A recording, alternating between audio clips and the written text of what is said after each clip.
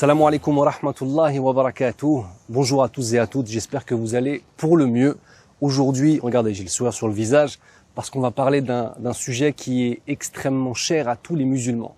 Un sujet qu'on ressent à la fois dans nos cœurs, mais aussi dans nos consciences. Nous allons parler du prophète Mohammed sallallahu alayhi wa sallam, que la paix et les bénédictions d'Allah azza wa jal soient sur lui.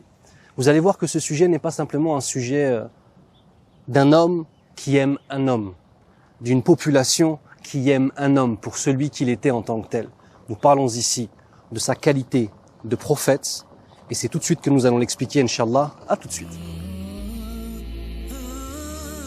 Comme je vous le disais précédemment, nous allons parler aujourd'hui d'un sujet qui pour nous musulmans est un sujet, comment dirais-je, on pourrait en parler des heures, on pourrait s'en souvenir pendant des heures sans jamais s'en lasser. C'est le prophète d'Allah, Mohammed sallallahu alayhi wa sallam. Alors, première des choses, on va faire la différence entre d'une part l'homme qu'il était et d'autre part son rôle de prophète. Parce que ces deux éléments ne sont pas les mêmes. L'homme qu'il était un homme d'une douceur exceptionnelle, un homme d'une intelligence et d'une pertinence sans égale. Il était un père de famille aimant, il était un mari aimant, il était un chef de l'État musulman avec une autorité qui alliait à la fois la fermeté et d'autre part la compréhension des situations des uns et des autres. Toujours accessible, toujours là à s'asseoir, à répondre aux questions des uns et des autres. La dimension humaine était très présente. Et il a aussi l'étiquette du prophète d'Allah azza wa jal, qui est celui qui est un récipient du message divin. Et nous, en tant que musulmans, nous ne vouons pas une vénération à la personne, mais à son rôle de prophète. Et par contre, la personne au niveau humain, on en est amoureux. Ça, c'est sûr et certain. Je vais vous citer une parole du prophète Mohammed sallallahu alayhi wa sallam qui, à mon sens, va résumer sa mission, puisque lui-même résume sa mission prophétique par cela. Il nous dit, فَقَالَ رَسُولُ اللَّهِ صَلَّى اللَّهُ عَلَيْهِ وَسَلَّمَ إِنَّمَا بُعِثْتُ لِأُتَمِّمَ مَكَارِمَ الْأَخْلَاقِ. Ce qui signifie, certes, la raison principale, la raison essentielle pour laquelle j'ai été envoyé, c'est pour parfaire les bons comportements. Et ici, dans ce que je viens de vous dire, nous avons de nouveau les deux dimensions. La dimension dogmatique, c'est-à-dire la dimension de la relation avec notre Seigneur. Le terme al-akhlaq, qui au singulier donne khuluq, d'accord? Cela signifie le bon comportement, mais le bon comportement avec qui? Avec Allah. Ainsi, chaque fois que nous avons des textes qui nous parlent du bon comportement et qui nous parlent de la récompense du bon comportement et de l'entrée au paradis par ce bon comportement, il y a toujours cette dimension de « j'ai un bon comportement avec mon Seigneur ». Et le bon comportement du musulman avec son Seigneur, c'est celui de lui obéir et d'appliquer ce que notre Seigneur veut pour nous. Pourquoi? Parce qu'en tant que musulmans, nous partons d'un principe qui est simple. Allah est parfait, connaît tout ce qui est bon pour nous et connaît tout ce qui est mauvais pour nous. Prenons un exemple simple. L'interdiction de l'alcool en islam. Vous savez, et si parmi vous il y a des gens qui me regardent et qui ont dans leur famille des gens qui sont tombés dans l'alcoolisme, vous saurez exactement de quoi je parle. La majorité des femmes battues sont battues lorsque le mari est en état d'alcoolémie. La majorité des femmes qui peut-être seront trompées et tromperont peut-être leur mari et se retrouveront dans des situations très compliquées, c'est sous effet d'alcool. La majorité des accidents de voiture en France et dans le monde sont faits sous l'effet d'alcool.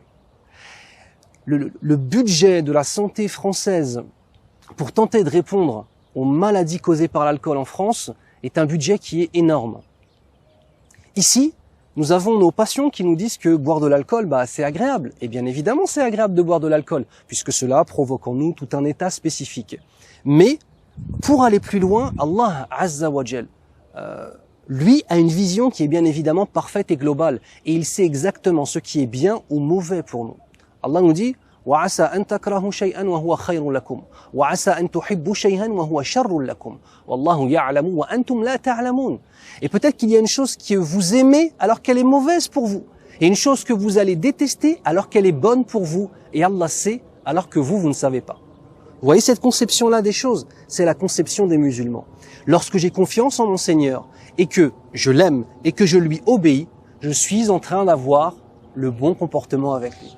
Et ce n'est pas simplement le fait de rentrer au paradis par le fait de faire un sourire, même si on a un hadith du prophète sallallahu alayhi wa sallam qui nous dit dans le sens, tout sourire que tu donnes à ton frère est une aumône pour toi, masha'Allah. Mais on n'est pas en train de parler de ça ici. On parle d'être droit et d'avoir un bon comportement avec Allah, par le biais de réaliser ce que je vous ai expliqué dans la vidéo précédente, le tawhid, c'est-à-dire l'unicité absolue d'Allah. Ça, c'est la première partie du hadith. La deuxième dimension du hadith, c'est « je n'ai été envoyé que pour parfaire les bons comportements ». Une fois que la dimension avec le divin est faite, on a la dimension avec les créatures. Et ainsi, j'aurai un bon comportement avec les créatures qui m'entourent. Un bon comportement avec ma mère, avec mon père, avec mes enfants, avec mon patron, avec mes employés, avec les passants, avec ceux qui partagent les mêmes convictions que moi, que ce soit de façon religieuse ou de façon politique, de façon dogmatique ou spirituelle ou philosophique ou que sais-je encore. Avoir en fait un tampon, un élément en fait entre toi et moi. Il n'y a pas que ma personne et mes passions, ma personne et mon vécu. Ta personne et tes passions et ta personne et ton vécu. Il y a entre nous deux un élément qui va s'appeler l'islam. Et ce ne sera pas un mur entre nous. Attention, ce sera un amplificateur de bien entre toi et moi. Parce que je saurai que je me dois de vouloir ton bien. Je saurai que ton bien-être est pour moi une chose importante. On parlera dans une vidéo de la fraternité en islam, Inch'Allah, et j'espère que cette vidéo vous parlera. Pour résumer, le prophète d'Allah, Muhammad sallallahu alayhi wa sallam, n'était pas qu'un homme, il était le prophète d'Allah. Deuxième élément, la concrétisation de tous les principes coraniques se fait dans la personne du prophète Muhammad sallallahu alayhi wa sallam. Regardez, à partir du moment où moi j'ai le Coran, qui est un livre qui fait plus de 600 pages, il y a dedans des trésors de spiritualité et de moralité, des centaines de choses extraordinaires, des milliers de choses extraordinaires. Mais pour moi, en tant que simple être humain, prendre les textes, prendre tous ces principes, toutes ces moralités, toute cette façon de gérer la société qui donne un équilibre parfait. Si moi j'ai ces textes et que je veux le faire de moi-même, ce sera difficile.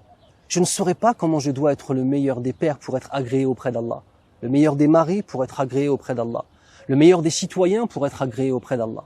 Donc Allah, par sa miséricorde, nous envoie le messager qui va concrétiser tous ces principes en une personne. Ainsi, je sais comment faire pour adorer mon Seigneur dans toutes les dimensions de ma vie. Pas simplement au niveau spirituel et intellectuel, mais aussi, écoutez bien, dans ma façon de marcher, dans ma façon de parler, dans ma façon de manger, dans ma façon de dormir. Tous ces éléments-là, nous musulmans, nous appelons ceci-là la sunna. La sunna, c'est-à-dire que c'est un élément que l'on va observer, apprendre, intérioriser et appliquer. Ainsi, dans la façon, pour vous donner un exemple, dans la façon dont ma barbe est mise, je tente de suivre l'exemple du prophète Mohammed sallallahu alayhi wa sallam. Le fait que ma moustache soit taillée de cette façon-là, je suis l'exemple du prophète Mohammed sallallahu alayhi wa sallam. Le fait que je porte ma montre à droite, je fais comme alors c'est pas comme le prophète Mohammed sallallahu alayhi wa sallam portait une montre, mais dans le fait qu'il préférait porter les éléments sur la droite. Jusqu'au moindre petit détail, on tente de lui ressembler. Et qu'on soit bien clair, il y a des personnes qui passent leur vie à admirer des joueurs de foot et qui feraient tout ce qu'ils pourraient pour, leur ressembler. Eh bien moi, l'honneur que je peux avoir, c'est tenter de ressembler au meilleur des hommes, le prophète Mohammed sallallahu alayhi wa sallam. On va donc s'arrêter là pour cette vidéo en gardant à l'esprit plusieurs éléments. Premièrement, c'est son rôle de prophète que nous vénérons. Deuxièmement, en tant qu'homme, il est un modèle. Troisièmement, tous les principes coraniques sont présents dans sa façon de vivre, de parler, de marcher et de prendre ses décisions. Et il est le modèle pour nous. Mais vous verrez par la suite que tous les prophètes portent un modèle que nous suivons aussi. À très bientôt en espérant que ces vidéos vous sont utiles, Inch'Allah ta'ala.